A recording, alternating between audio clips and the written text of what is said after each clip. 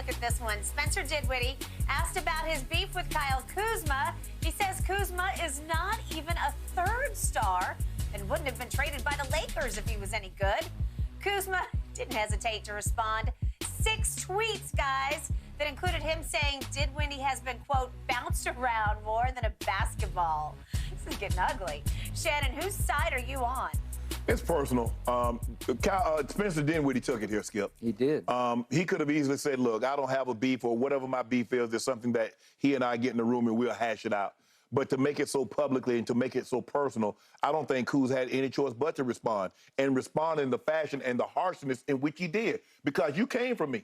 You came from me. You sent from me, and I didn't send for you. So now that I'm here, I got to give it back to you. So you're on Kuzma's side. Yeah, for sure. For sure I am, too, because Kuzma was the number 3 scorer on a team that won a championship, right? Yeah. And Kuzma didn't leave as a free agent for more money to go to Washington. He got traded for Russ, right?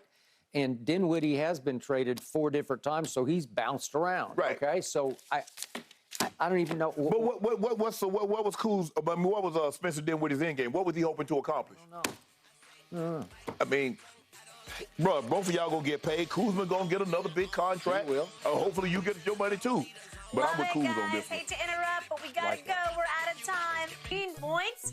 They beat the Raptors 109-105 and advanced to the play-in tournament. They'll face the Heat.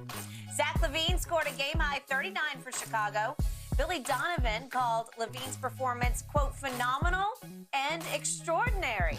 Shannon, what's the biggest reason Chicago won? Zach LaVine. I was at that game, Sunday game, when they played the Lakers. I saw him do the exact same thing. The only difference was they had a better seat that was courtside. Dude get hot. He's streaky. He's streaky. Skip, you remember I think it was 2019? Yeah. They was playing Charlotte. They were down like 28 points. Yeah. He goes 13 of 17 from 3.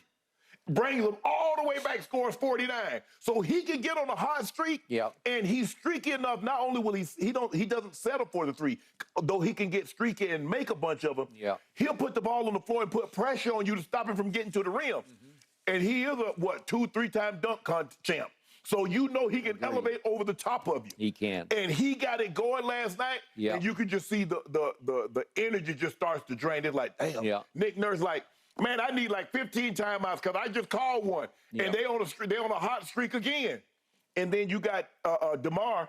You know, he mastered the mid range. He gonna get to that spot, Skip, and he gonna pull up, and ain't nothing you can do about it. Yeah. But Zach LaVine was the reason why they came back and won this ball game, because Skip, he got hot, and wasn't and Toronto didn't have a defender that could stop him. But you can't miss 100,000 free throws. Skip, you tell me they're free throws. They're called free for a reason, because they're absolutely free. They don't cost you a thing. They're unguarded from 15 feet, uncontested. They said it's the most missed free throws since the Lakers missed 19 in Game 7 of the '69 Finals. Yeah, and that's what in any sort of playoff play. Yes.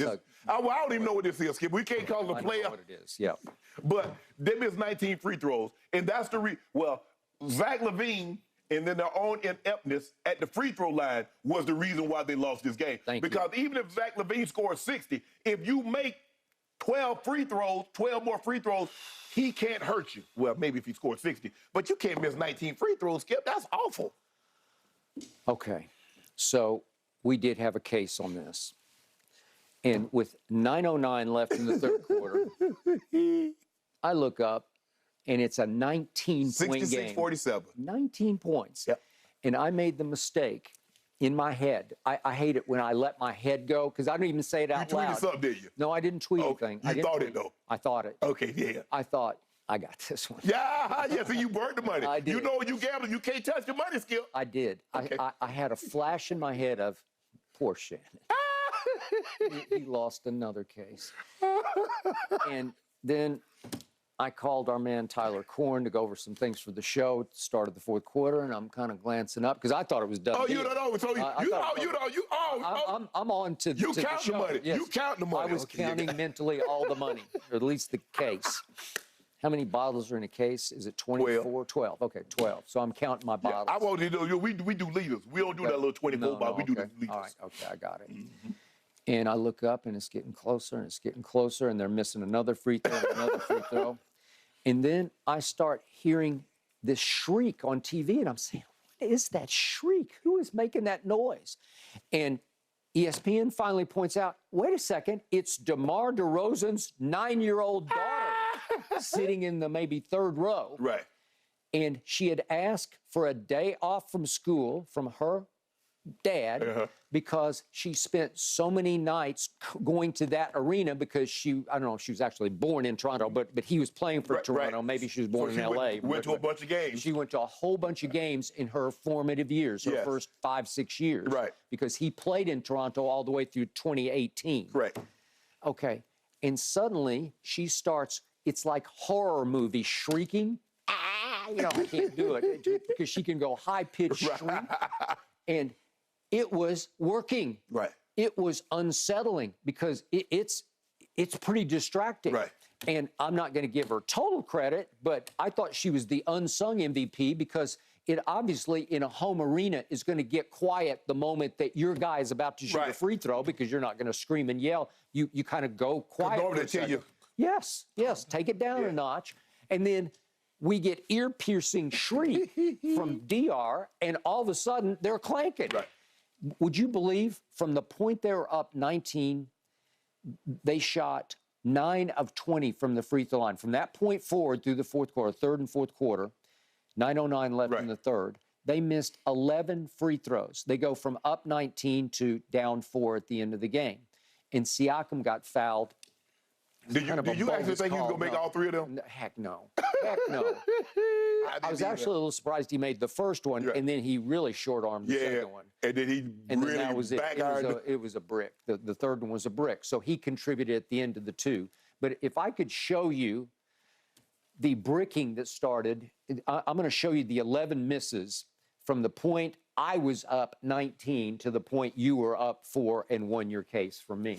Here we go. Whoops. And here we go.